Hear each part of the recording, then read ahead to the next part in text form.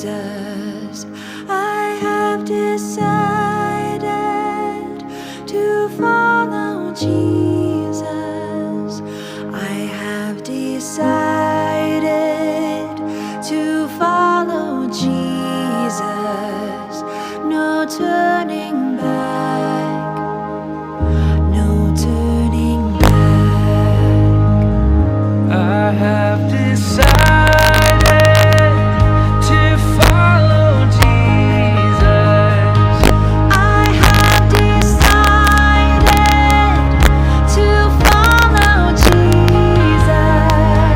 I have decided to follow Jesus. No turning back. No turning back.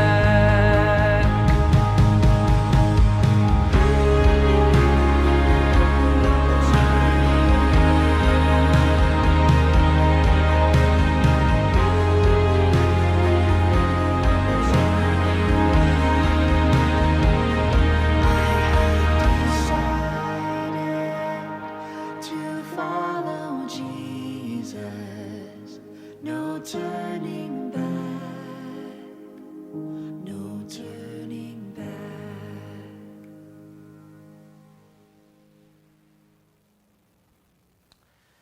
19th century English preacher Charles Spurgeon once said, "You cannot be Christ's servant if you're not willing to follow him, cross and all. What do you crave? A crown? Then it must be a crown of thorns if you're to be like him. Do you want to be lifted up?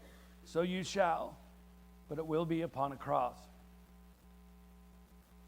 It has become somewhat commonplace in the modern church, as it should be, to ask the question, do you follow Jesus?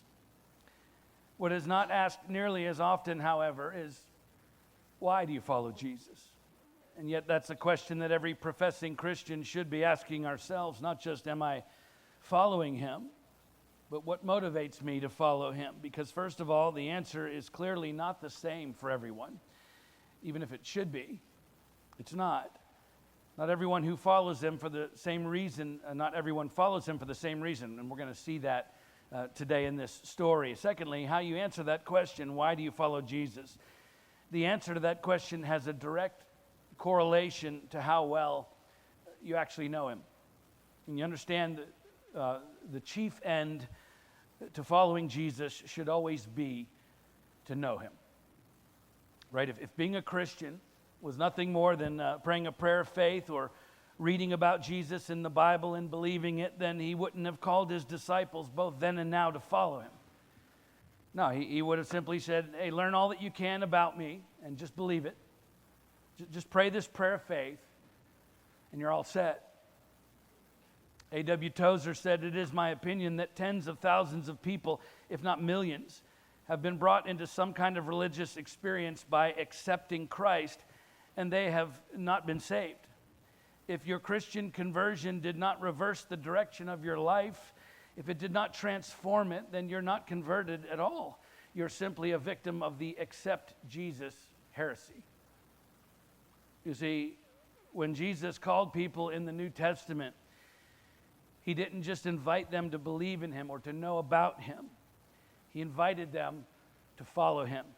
Come follow me, he said over and over and over again. Why? Because he knew the only way you can actually know someone is to be with them. He didn't say, come say this prayer of faith, repeat after me. He didn't say, hey, come believe in me. He said, come follow me. And by the way, without question, just to be clear, we are saved by his grace through our faith, not by works, as the Apostle Paul explains in Ephesians 2:8 and 9. But true faith always leads to following. And so following Jesus is key to knowing him. And I think most believers I think we mostly understand that. But listen, even at that, you can certainly follow someone and still never truly know them. After 3 years of following Jesus, 3 years just before his death and resurrection and ascension to heaven, you think about all the things his disciples have been through with him, seen him do. He was reassuring his own disciples that they didn't have to worry because, as he explained, you know the way to where I'm going. Thomas said to him, Lord, we do not know where you're going. How can we know the way? Jesus said to him, I am the way and the truth and the life. No one comes to the Father except through me. If you had known me, you would have known my Father also. John 14, 4-7. Then the very next verse, Philip said to him, Lord, show us the Father, and it is enough for us. Jesus said to him, have I been with you so long, and you still do not know me, Philip? John 14, 8. Now, we know that these two ultimately did come to truly know Jesus, but not all of them did, as we'll see. And so obviously you can follow someone, even Jesus, and still not truly know them, which is why it's so important that we answer this question. Not only are you following Jesus, but why?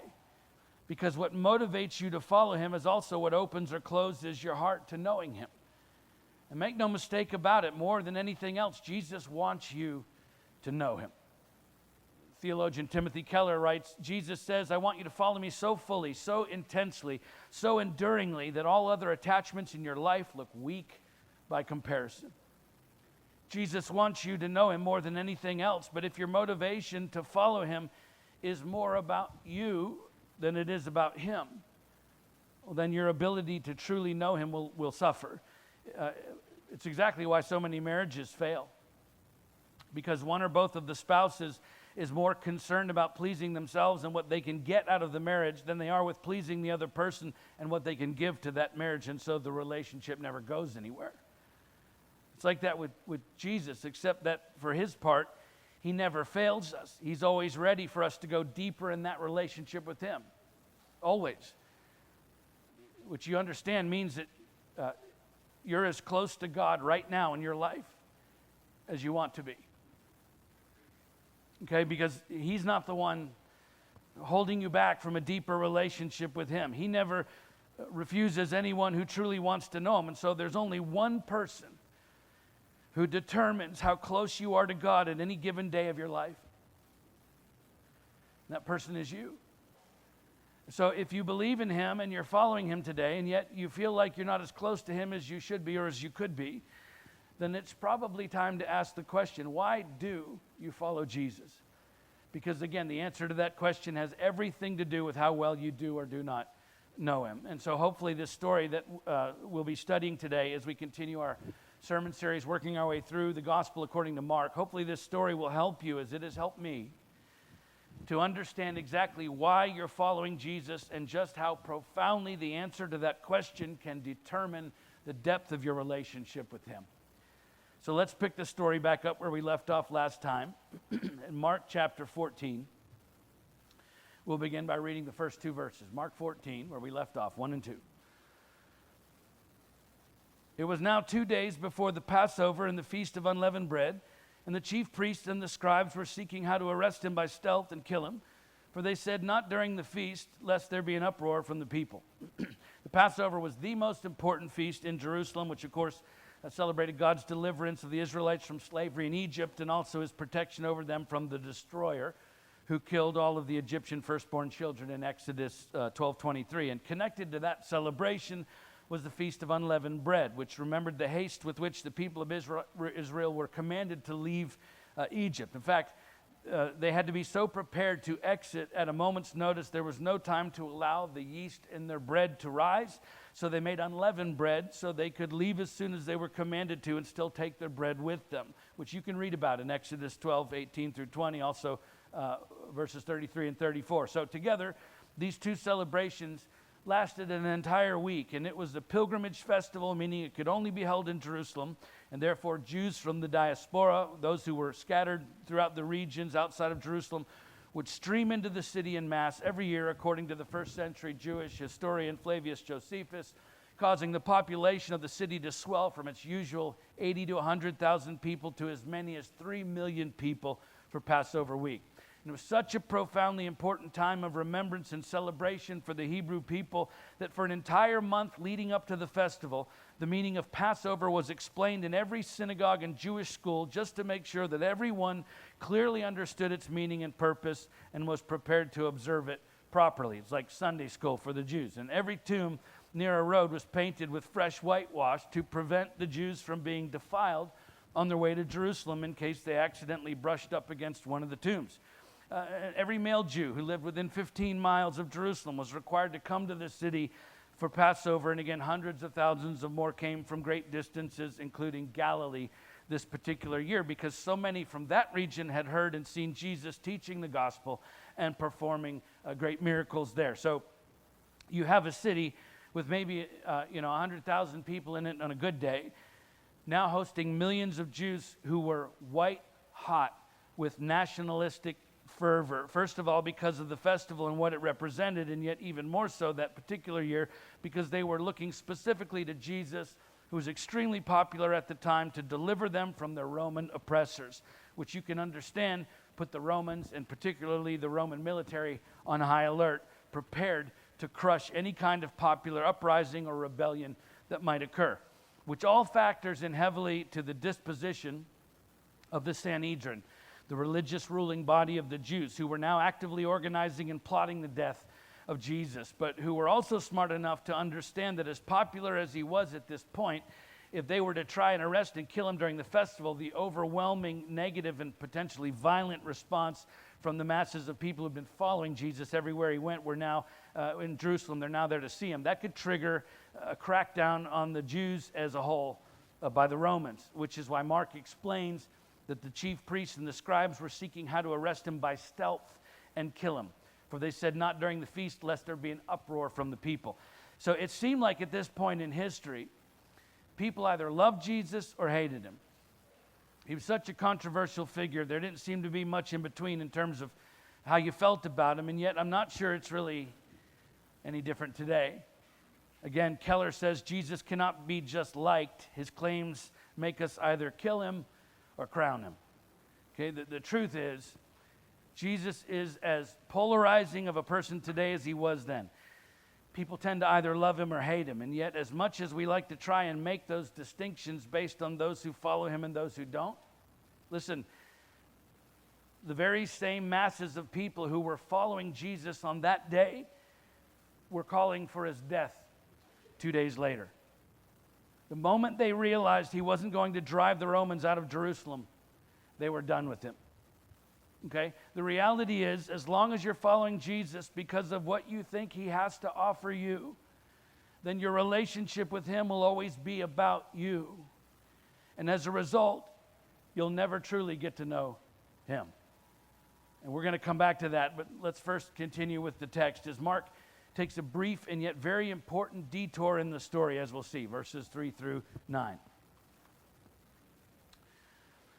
And while he was at Bethany in the house of Simon the leper, as he was reclining at table, a woman came with an alabaster flask of ointment of pure nard, very costly. And she broke the flask and poured it over his head. There were some who said to themselves indignantly, "Why was this ointment wasted like that? For this ointment could have been sold for more than 300 denarii and given to the poor." And they scolded her. But Jesus said, "Leave her alone. Why do you trouble her? She's done a beautiful thing to me. For you always have the poor with you, and whenever you want, you can do good for them, but you will not always have me. She's done what she could. She's anointed my body beforehand for burial. And truly, I say to you, wherever the gospel is proclaimed in the whole world, what she's done will be told in memory of her." So Jesus and his followers are at a leper's house, which almost certainly means they're at a former leper's house, a man who was most likely healed by Jesus, because lepers were in no way, shape, or form permitted to host dinner parties for other people who were not infected by the disease. So although Mark doesn't name the woman in the story, John does in his gospel account of this same event in John 12, 1 through 8, identifying her as Mary, sister of Martha and Lazarus, who lived in Bethany. And given Mary's involvement in the story and her boldness to do what she did in this house, which we'll get to in a moment, it is certainly probable, if not highly likely, that Mary and Martha and Lazarus' father was Simon, the leper who had been healed by Jesus and who was now hosting a dinner in Jesus' honor along with his 3 grown children, Mary, Martha, and Lazarus, in their home at Bethany. And as the men are reclining at the table during the meal, something happens that sounds like a sweet story to us today. It's actually so radical and controversial and utterly unacceptable to those who were not only Jesus' followers, but his closest followers, that we think we would never react the way these shallow disciples did.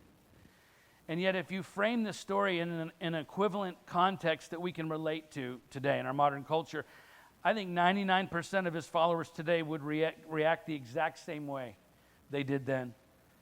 Okay, first of all, it was a direct and shameful violation of Jewish protocol in the first century for a woman to interrupt a group of men during a meal unless she was serving them food. And again, we really don't have a good context for this today because we don't view women today the way they did then. So it's hard for us to fully appreciate just how big of a deal this was for Mary to come out to the table to begin with during this meal. And so, although not a perfect analogy, this is the best I can come up with. Just imagine inviting someone you highly respect and want to honor over to your house for dinner. And this is someone very important to you who wouldn't maybe normally be there. And you want to focus your time and attention during that meal on that person because of what they mean to you and the rare occasion you would get to entertain them, if ever. And so you put your kids to bed so there won't be any distractions while you share a meal with this very important person. And yet right there in the middle of the meal, while you're having a conversation with this person you respect deeply, one of your kids, your 4-year-old daughter, gets out of bed and marches right into the dining room and stands right next to your guest. That could be frustrating if we're being honest, even a bit embarrassing when your child misbehaves, especially in front of an honored guest, particularly someone you want to impress. Well, that doesn't even begin to do the story justice, but maybe it gives you just a little bit of an idea of how out of place, according to the cultural sensibilities at the time, Mary's behavior was. As far as these 3 men were concerned, she had no business walking into the room and right up to Jesus, but she does it anyway. Yet that doesn't even compare to what happens next, because she pulls out an alabaster flask of ointment of pure nard. In Jesus' day, an alabaster flask was a translucent white bottle that in and of itself was worth quite a bit of value, and one that was only used to store the very best and highly valued oils and ointments of the day. In fact, Pliny the Elder, a first century Roman naturalist and author who wrote about the different oils and ointments in antiquity, among other things, wrote in his seminal work, Natural History, that the best ointment is preserved in alabaster. That's exactly what Mary had in this particular flask. 16 ounces of full pound of pure nard, which was particularly expensive, an aromatic oil, a perfume of sorts that was extracted from the root of an Indian herb called spikenard, worth more than 300 denarii. As we've already seen in this gospel, a single denarius was an average day's wage for a labor in Palestine. So when you factor in the amount of days worked in a year, this oil or ointment, 16 ounces in volume, according to the Apostle John, was easily worth a year's income, if not more, probably more than an entire year's income. Just to be clear, women in the first century were generally excluded from careers that would allow them the possibility to even come close to earning enough wages to buy something as valuable as this alabaster flask full of nard. And so it's generally accepted by historians and scholars that this flask of perfume was, first of all, a family heirloom, something that had probably been handed down in the family for generations, but it was also most likely Mary's entire inheritance. So with that in mind, she interrupts this meal and doesn't just take the bottle and pour out its contents. She breaks the bottle so that it can never be used again. And then she pours out its entire contents on Jesus' head. And it's so much oil. I mean, just imagine dumping 16 ounces of oil on someone's head, right? It's running off of him all over his body and all over the floor. And we know from John's account that she also used her own hair, which in and of itself would have been jarring, to say the least, for these disciples, as Jewish women rarely unbound their hair in public. But she lets down her hair anyway and uses it to mop up all of the excess oil as it ran off of Jesus' head, and then anoints his feet with her oil-soaked hair as well. Again, there's no analogy to do this justice, but we have to try because it's so important that we understand the consequences of what Mary was doing, which explains the reactions of these men. So imagine you're having dinner with your special guest, and maybe there's also a nice fire in the fireplace to warm that guest. And your 4-year-old daughter not only marches into the room unannounced, out of bed when you told her to go to bed, but she got into the family safe in the other room on her way to you and took out all of the money that your family has all put together.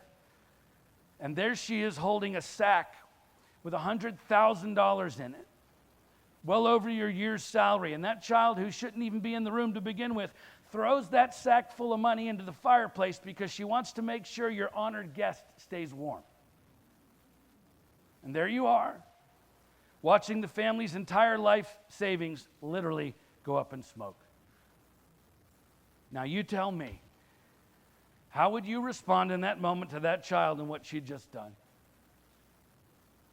When Mark says there were some who said to themselves indignantly, why was the ointment wasted like that? For this ointment could have been sold for more than 300 denarii and given to the poor, and they scolded her. I mean, this is one of these examples where the modern English translations really don't do the text justice, because when you read verses 4 and 5 in the ancient Greek, it becomes very clear very quickly that they weren't merely indignant about what Mary had done, and they didn't merely scold her. They were beside themselves with anger, rage. In fact, the word indignant in verse 4 is the ancient Greek word agignakteo. It literally means to be greatly afflicted. The word scolded in verse 5 in the Greek refers to this vehement or threatening anger.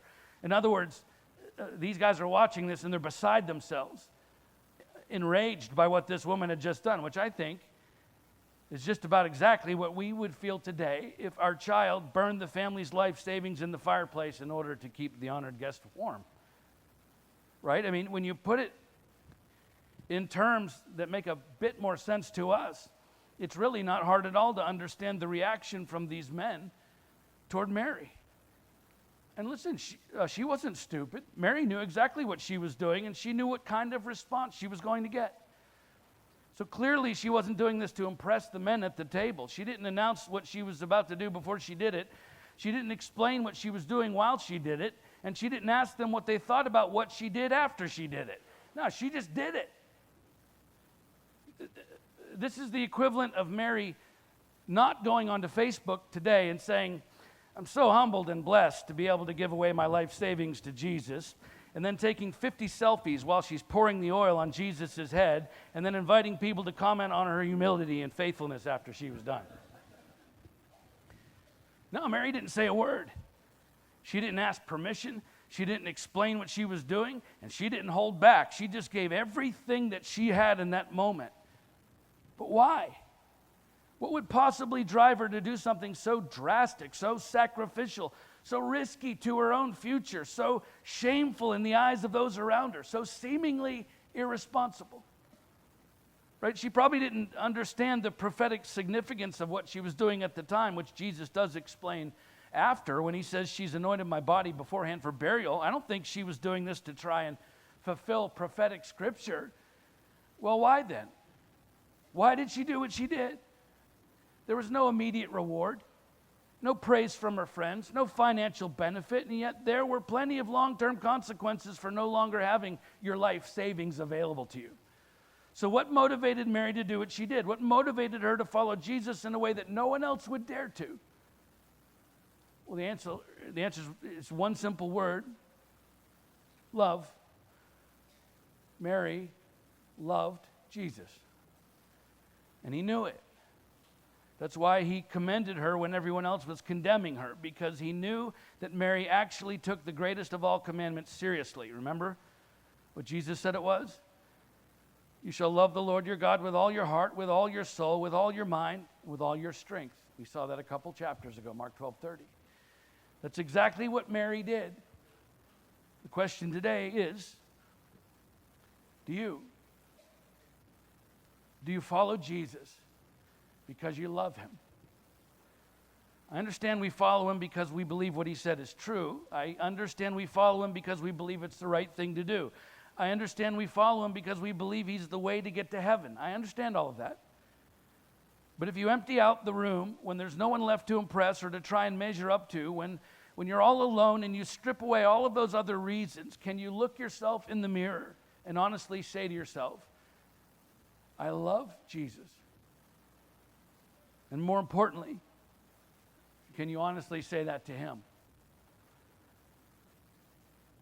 Because look, I think we tend to follow Jesus in our modern church culture for all kinds of reasons, and we'll talk more about that in a moment, but there's actually only one valid reason, only one pure motivation for following Jesus, and that is love. You see, love, Christ's love in us and our love for him, that is the mark of a true follower of Christ. That's why Jesus said, by this, all people will know that you're my disciples. If you show up to church every Sunday. No. If you give enough in the offering. No. If you serve on the right ministry teams at Upcountry Church. No. By this, all people will know that you're my disciples. By what? If you have love. for one another. John 13:35. All those other things are important. But what motivates those things? That service to Christ. That's why the Apostle Paul said you can be the greatest church-going, good deed performing, most impressive follower this world has ever seen. But if you're not following Jesus because you love him, then you actually aren't doing anything. This is how Paul put it. If I speak in the tongues of men and of angels, but have not love, I'm a noisy gong or a clanging cymbal. If I have prophetic powers and understand all mysteries and all knowledge, and if I have all faith so as to remove mountains, but have not love, I'm nothing. If I give away all I have and deliver up my body to be burned, but have not love, I gain nothing. 1 Corinthians 13, 1 through 3. Hey, whatever it is that is motivating you to follow Jesus, if it is anything other than love, love for him first and then love for his people. If your motivation for following him is anything other than love, then everything you're doing in your life as a follower of Christ right now, according to Paul, it means nothing. That seems so harsh. It does.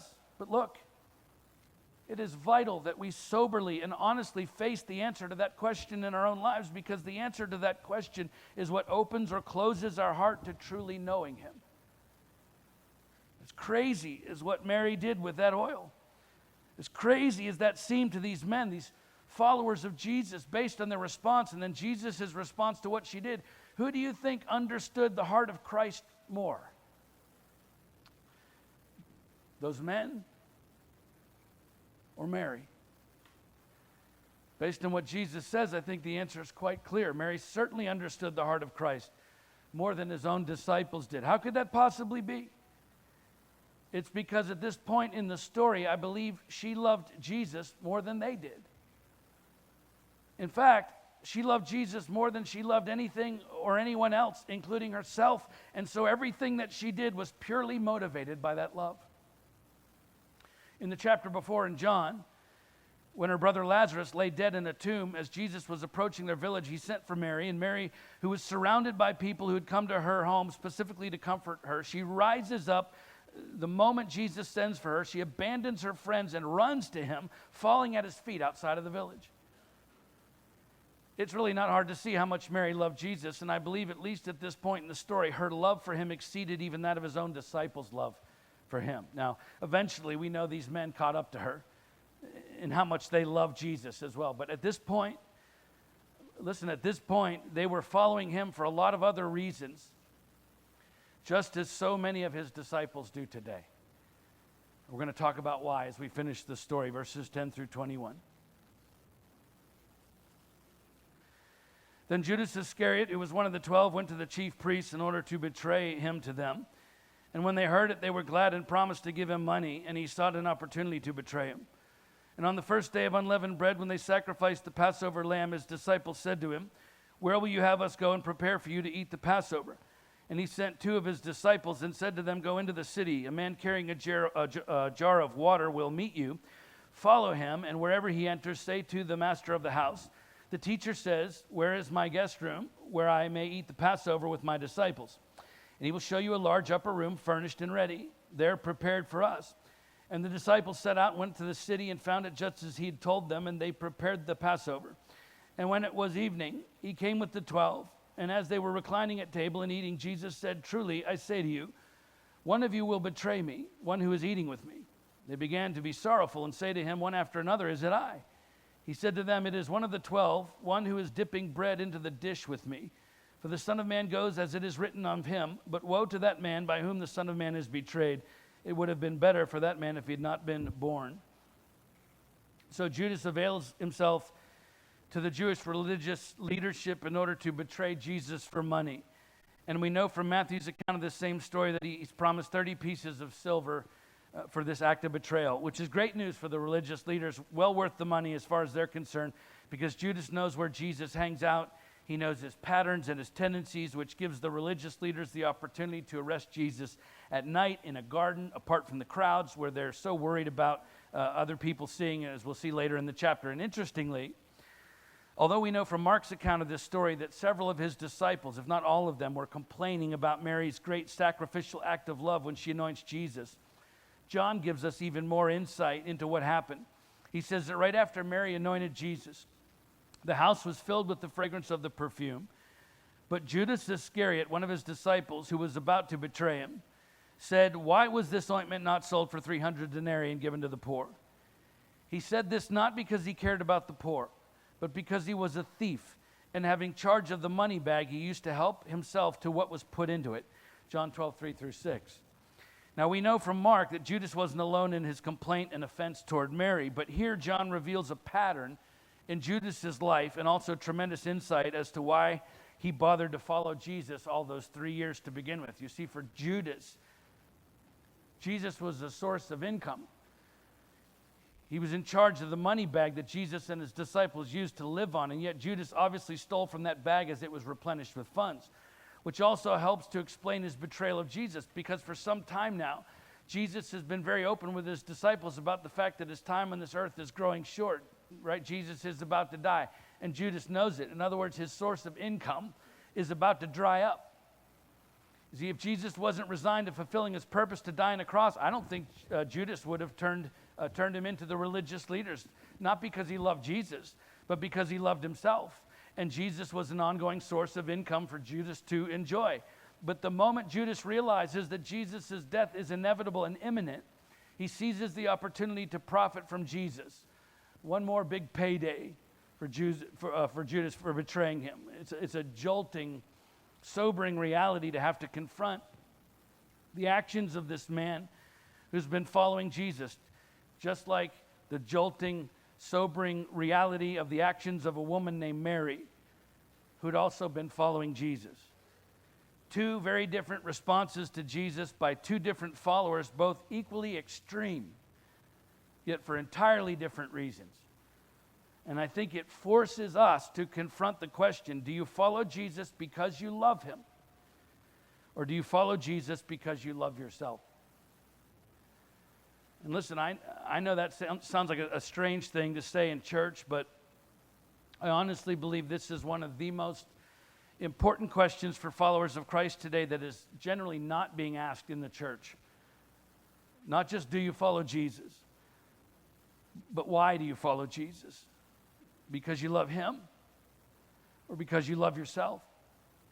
And of course, our initial reaction for most of us, I think, is to push back at the idea that we would even bother to follow Jesus for personal gain, and yet I believe that's exactly why vast numbers of people follow Jesus today, because of the immediate and ongoing benefits they receive from him in this lifetime.